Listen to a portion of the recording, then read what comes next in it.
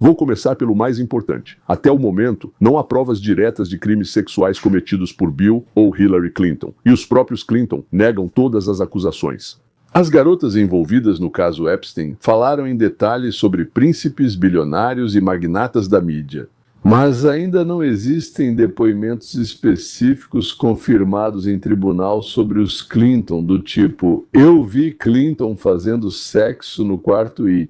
O ex-presidente, senhor Bill Clinton, o homem que ocupou o Salão Oval, hoje é obrigado a explicar sob juramento por que voou dezenas de vezes no avião de um homem reconhecido como predador sexual. Sua esposa, uma das mulheres mais influentes do mundo, diz: eu nunca o encontrei. Epstein, não o marido dela, o marido ela encontrou algumas vezes. Você consegue acreditar nisso? Hoje vamos falar sobre Bill e Hillary, sobre o relacionamento deles com Jeffrey Epstein, sobre o que eles dizem e sobre o que há nessa história. Bem, não faz sentido de jeito nenhum.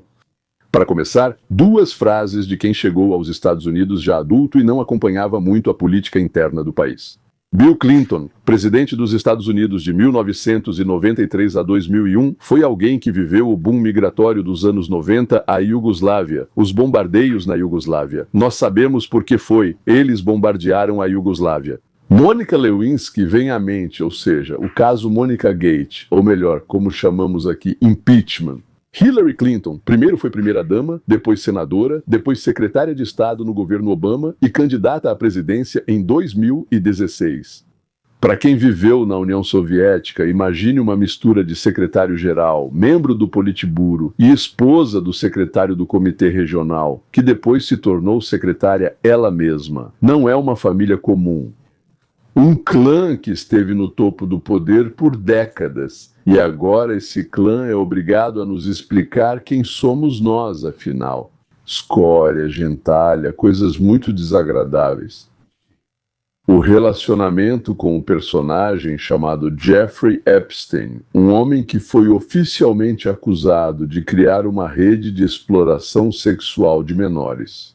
Normalev, sim, um homem que morreu na prisão tão oportunamente que até hoje metade dos Estados Unidos não acredita que tenha sido suicídio. Então vamos primeiro calmamente, como verdadeiros investigadores, analisar os fatos que já ninguém contesta.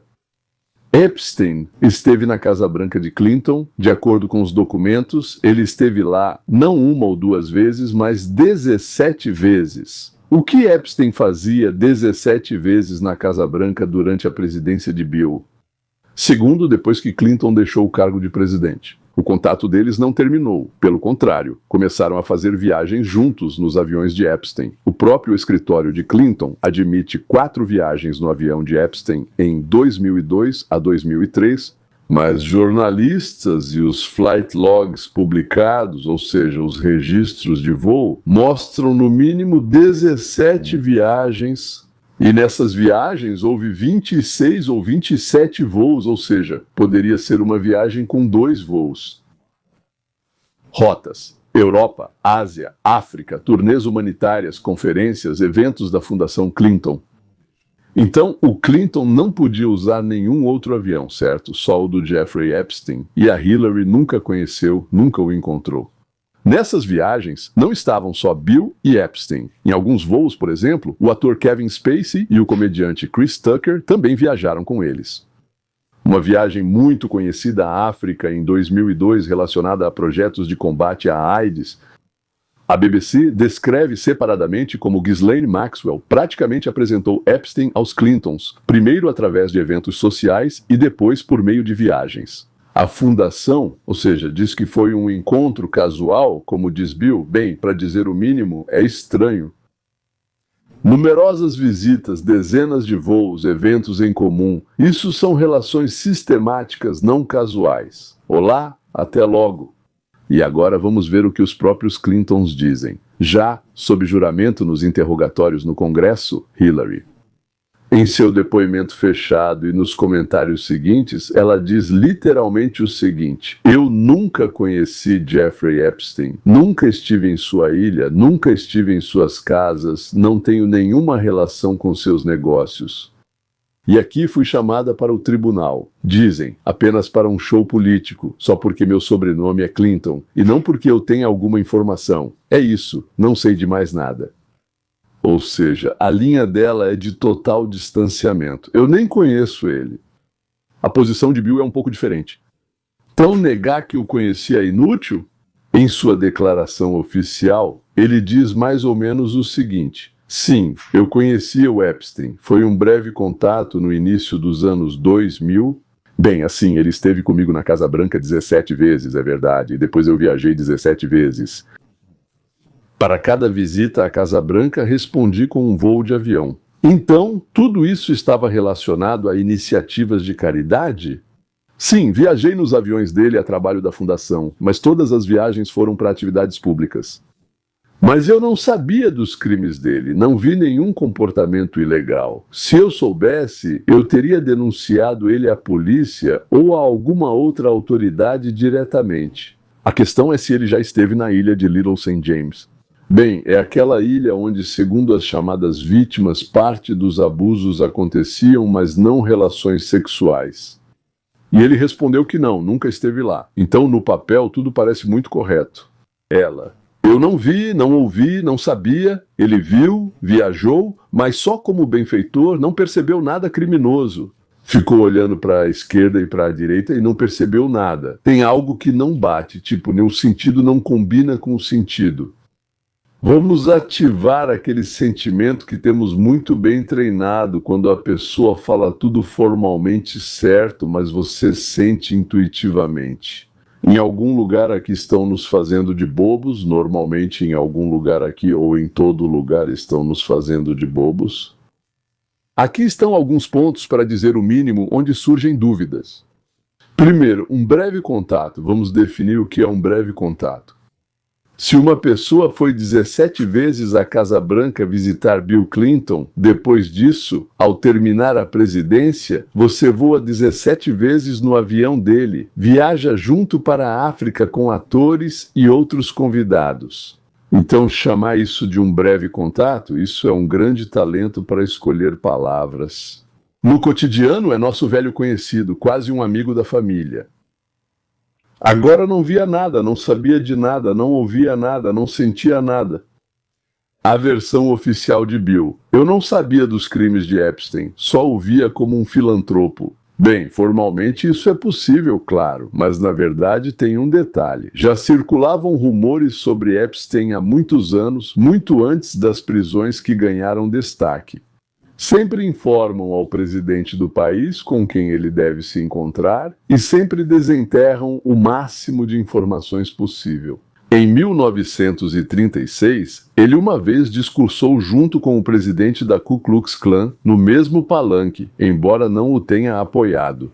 Mas por precaução e coisas do tipo, o estilo de vida de Epstein não era apenas comentado, era o assunto do momento, para dizer o mínimo, amplamente conhecido em certos círculos.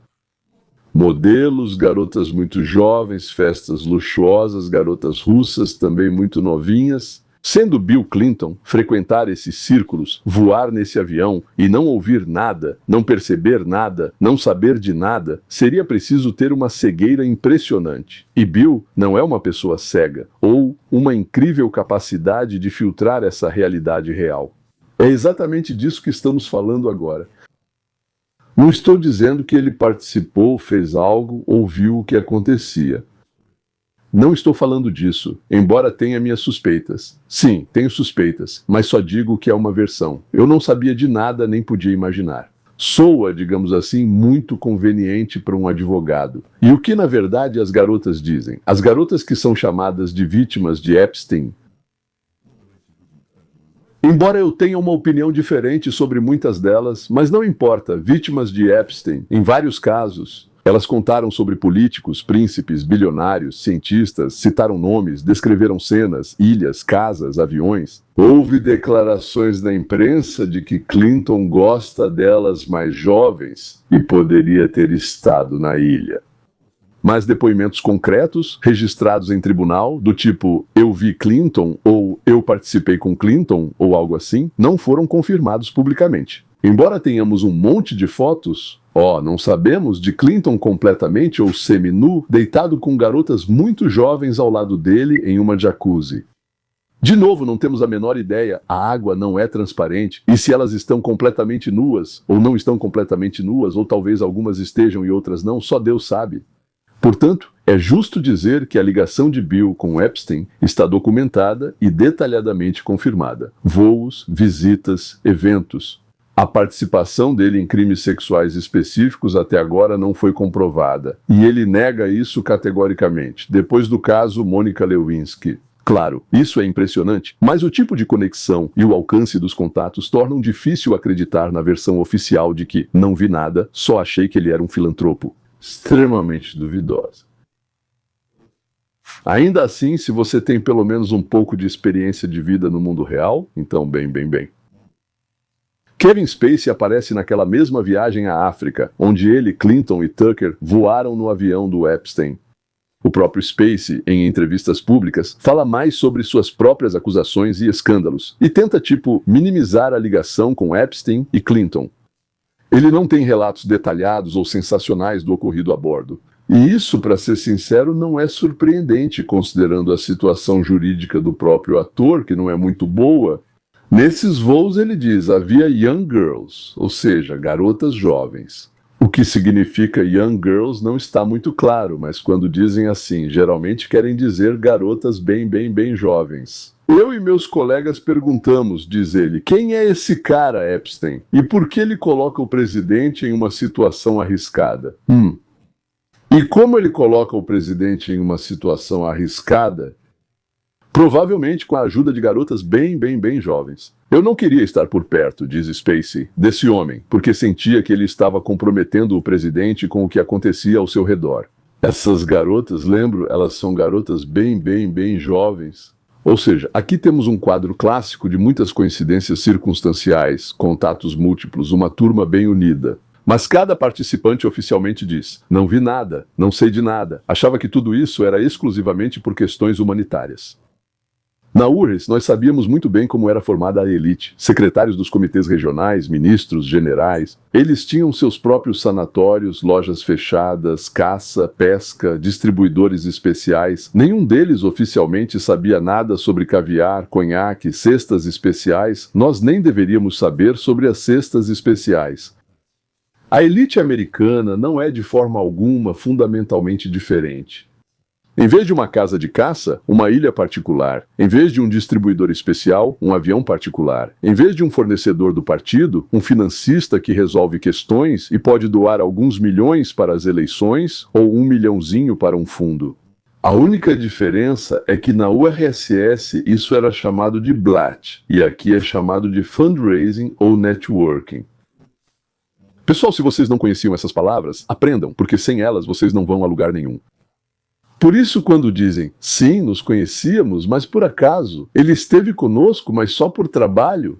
Sim, nós voamos juntos, mas só falamos sobre caridade e nunca falamos sobre jovens seminuas ou nuas que corriam perto de nós. Nunca. Nós entendemos que esse é o gênero, senhoras e senhores. O gênero se chama minimizar os danos, admitir o mais óbvio e negar todo o resto. Jvanetsky fazia isso brilhantemente. O que é isso no seu ombro? Ao saber da queda da grua, disse logo que era uma toalha. Sim, minimizamos os danos. Tem algo aqui que não estão contando. Vamos ser honestos. Eu não vou dizer que Bill participou de crimes. Embora eu apostasse 99 contra 1, na verdade, eu apostaria 100 contra 0. Eu não tenho fatos que os tribunais e a investigação não tenham, mas aqui está o que posso dizer com certeza. Quando um ex-presidente dos Estados Unidos classifica dezenas de voos, visitas à Casa Branca e viagens juntos como um breve relacionamento, estão escondendo algo de nós. Quando uma pessoa sobre quem circularam rumores por anos diz eu só vi um benfeitor e não ouvi nada sobre garotas, aqui também estão escondendo algo de nós. Quando a esposa dessa pessoa diz, eu nunca o encontrei na vida, mesmo sabendo que Bill voou dezenas de vezes no avião do mesmo bilionário, aqui também estão escondendo algo de nós. Bem, no mínimo, sobre o nível de conhecimento dentro da família. E essa é a Hillary, que sabia de todas as amantes e vítimas do Bill, porque o Bill com certeza tinha vítimas. Quando todo esse círculo de políticos, atores, príncipes, professores repetem juntos o mesmo mantra: eu estava por perto, não vi nada, achei que era só uma festa. Aqui estão escondendo muita coisa de nós. Afinal, vivemos em um jardim de infância invisível. Sabemos como as elites agem, como tudo funciona, encobriram, não vi, não sabia. Mesmo que não tenhamos provas visíveis, temos o direito de fazer perguntas. Quem exatamente convidou Epstein para a Casa Branca? 17 vezes quem aprovava os roteiros, as viagens, as listas de passageiros em mais de 20 voos. O que disseram os funcionários do serviço secreto que acompanhavam, ou talvez nem fossem autorizados a embarcar? Por que tantas pessoas ligadas a esse caso acabam de repente mortas ou não se lembram de nada? O que estou tentando te contar não é nenhuma teoria da conspiração. É uma tentativa humana normal de entender o que está acontecendo do ponto de vista da elite. É uma tentativa humana normal da elite de se proteger. Nossa tarefa não é aplaudir, ofender ou contradizer, mas sim fazer perguntas. Estão escondendo alguma coisa? Eu até escreveria isso na fuselagem do avião. A história de Bill e Hillary Clinton não é sobre uma única família. Isso é um teste de como o sistema americano lida com seus VIPs, pessoas muito importantes, quando eles se envolvem em uma situação suja. Para nós, falantes de russo, isso também é uma oportunidade de comparar. Na URSS, o chefe do partido nunca era culpado, e na América moderna, um político da elite também não é. Normalmente não via nem sabia de nada. Mudam-se os cenários, as palavras e as leis, mas a natureza humana, o medo de perder o poder e a reputação continuam os mesmos. E aqui eu tenho uma pergunta para vocês. Quando vocês ouvem esses depoimentos, quando veem contradições entre os diários de voo e as palavras, uma pergunta rápida: de que lado você está? Da versão oficial ou do bom senso? Escreva nos comentários o que você pensa. Você acredita que todas essas pessoas ligadas a Epstein não sabiam de nada? E o que você acha que ainda não nos contaram nessa história? Se você quer que os espectadores de língua russa não apenas ouçam os contos oficiais, mas também vejam o quadro real, inscreva-se e, como já disse muitas vezes, ative o sininho. E nós vamos continuar analisando aquilo que normalmente tentam abafar. Tudo bem? A conclusão final. Formalmente tudo está bonito, mas no nível do bom senso fica claro que estão escondendo algo de nós aqui, como já dissemos. E para ser sincero, ninguém se surpreendeu com o fato de Bill e Hillary Clinton negarem tudo. Hillary diz: eu nunca conheci. Bill diz: eu não vi nada. De pessoas desse nível e tão acostumadas a mentir, era exatamente isso que esperávamos. Consegue imaginar o ex-presidente e a ex-secretária de Estado chegando e dizendo: sim, sabíamos, entendíamos e fechávamos os olhos? Eles são o quê, loucos? Podem ser chamados de qualquer coisa, mas não são loucos. Isso seria suicídio político. Teria uma consequência jurídica sem volta. Mas há um pequeno detalhe do qual eles se lembram toda vez que sentam à mesa, colocam as mãos sobre o tampo e repetem as palavras do oficial. Você jura dizer a verdade, toda a verdade e nada mais que a verdade?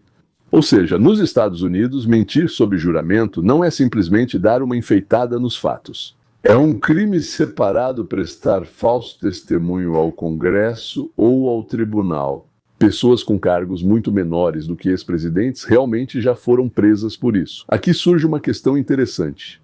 Até agora, tudo o que eles dizem se baseia em frases como eu não lembro, eu não sabia, eu não fui informado, eu achava que era caridade, que era uma zona segura. Comprovar que a pessoa realmente lembrava e sabia é muito difícil. Mas se amanhã aparecerem novos documentos, gravações de conversas, depoimentos de pessoas do círculo próximo deles, seguranças, pilotos, assistentes que digam: sim, ele estava aqui, ele sabia disso, ele discutiu isso, sim, falou comigo, sim, eu estava presente. Então toda essa versão cuidadosamente construída deixa de ser uma resposta política e se transforma em um risco criminal. Porque uma coisa é estar moralmente comprometido por uma amizade com Epstein, e outra é ser alguém que mentiu sob juramento ao Congresso.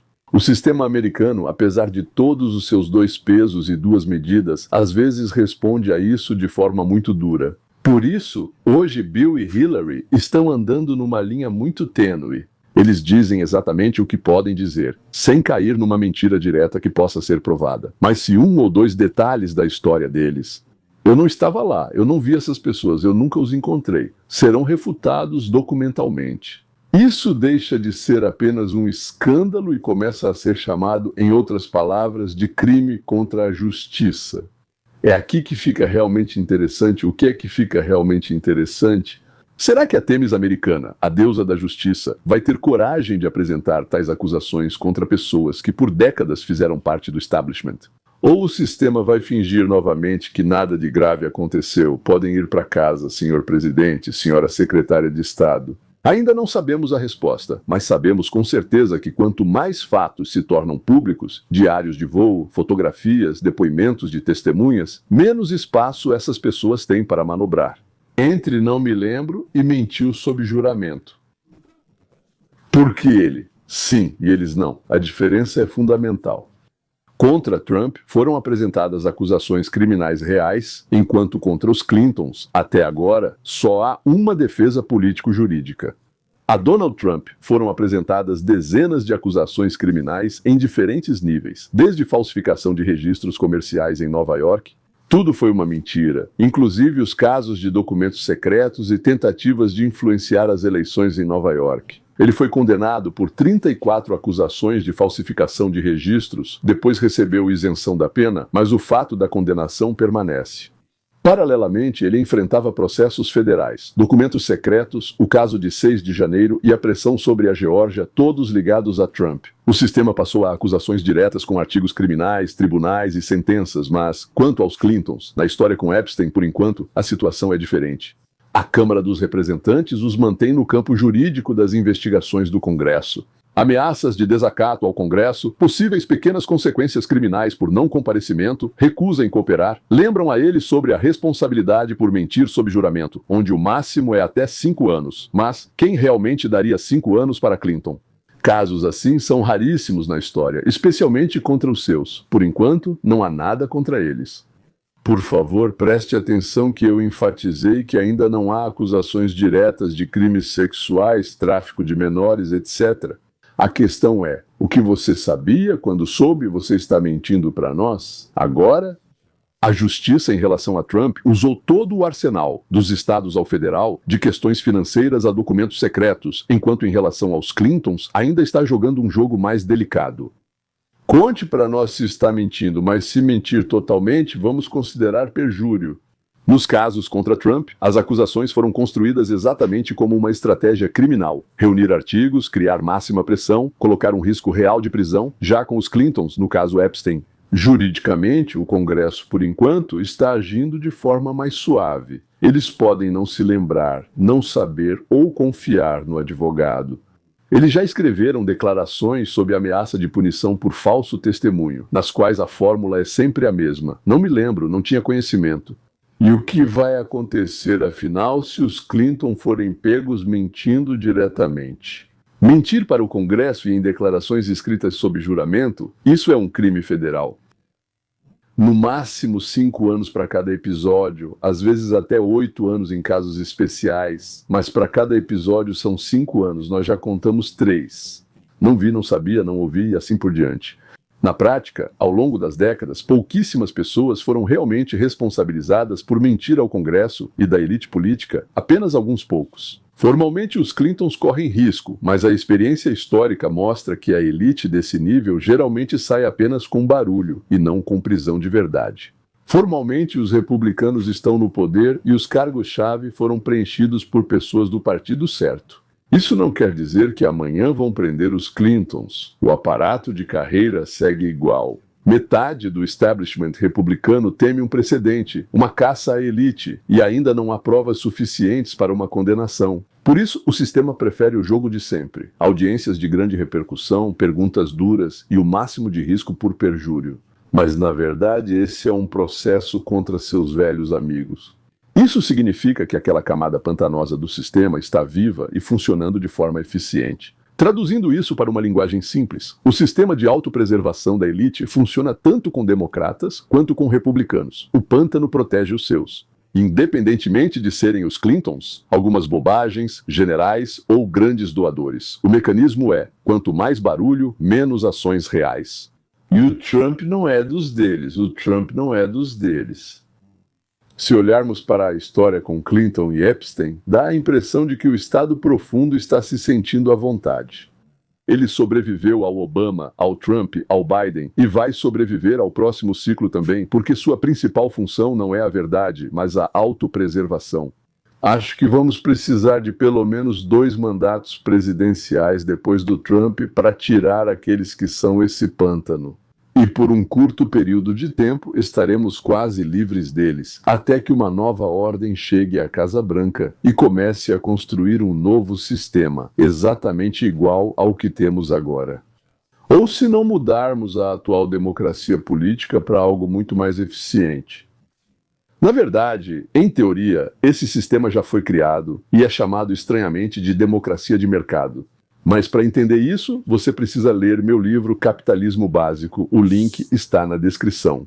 É totalmente gratuito, você pode encontrar o link abaixo e, além disso, assistir ao programa Roteiro para a Liberdade, que também será enviado para você totalmente de graça, depois de baixar o livro eletrônico. Na versão em inglês, o livro é vendido na Amazon e em vários outros lugares, mas em russo você pode baixá-lo diretamente daqui. A descrição informa onde achar o livro. No dia seguinte você receberá diariamente. Aqui estão esses vídeos de 10 minutos e eu não sei. De manhã, enquanto você toma um café, assiste a algo interessante que eu conto, termina seu café, quem ainda fuma, fumou um cigarro. Ah, foram tempos maravilhosos, mas já terminaram há muito tempo e cada um foi cuidar da sua vida, mas nos enriquecemos com alguns episódios novos e interessantes. Sobre isso, até em vídeos de 10 minutos, há algo para compartilhar com conhecidos, filhos, colegas ou pelo telefone a caminho do trabalho. Por hoje é só. Só não se esqueça, por favor, de clicar no sininho para que o vídeo seja divulgado de forma mais eficaz. Até a próxima!